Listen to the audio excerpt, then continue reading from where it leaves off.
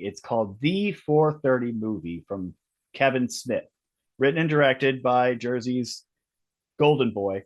This film does not take place within the View Askew universe. You're not going to see Jay and Silent Bob. You're not going to see, well, you are going to see the Quick Stop, which is kind of cool. But basically, it's young Kevin Smith growing up in New Jersey, going to the local theater and buying a ticket to see a movie that is age appropriate, and then sneaking in to see the movie he actually intends to see. The film is shot at the Atlantic Highlands Theater, which is the theater he went to as a child, and he now owns it, and now it's his Smod Castle, and he shot the film there.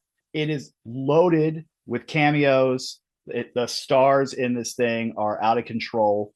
Everyone's in this movie, but the draw is the three young stars. It's a trio of friends, three young boys who are journeying into manhood.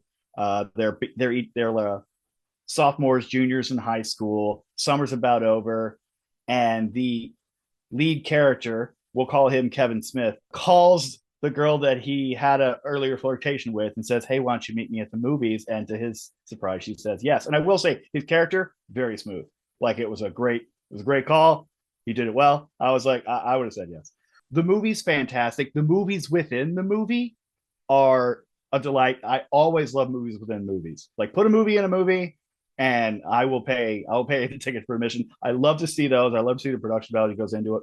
Very much a Flash Gordon type thing that they're watching at one point. Ken Jeong is the tyrannical theater manager who tries to thwart the boys' plans. And my favorite appearance is Sam Richardson, who's an actor I cannot get enough of. He elevates every project he's in. He plays a character named Major Murder, which is very much a Sergeant Slaughter, like, larger than life wrestling personality. And they do the Mallrats thing where they run into him outside of this persona. They do the Mallrats Stan Lee thing, and they do it again in this film, and it's affecting. Like, there are parts of the film where you find yourself feeling, but otherwise it's a straight up comedy, which is a risky move, but it pays off, and especially in the hands of Kevin Smith. By the way, I love the expression "journey into manhood," which sounds like one of those films that was like in the back room of your local video store. It sounds like a title of that. But yeah, Kevin Smith, the last thing of his, I attempted to watch Clerks 3 and couldn't make it all the way through, unfortunately. I like Kevin Smith. I like a lot of his films. But so I'm interested to see this one because it sounds like an 80s movie. Yeah, it's I watched it with a friend. He said it gave him major Superbad vibes.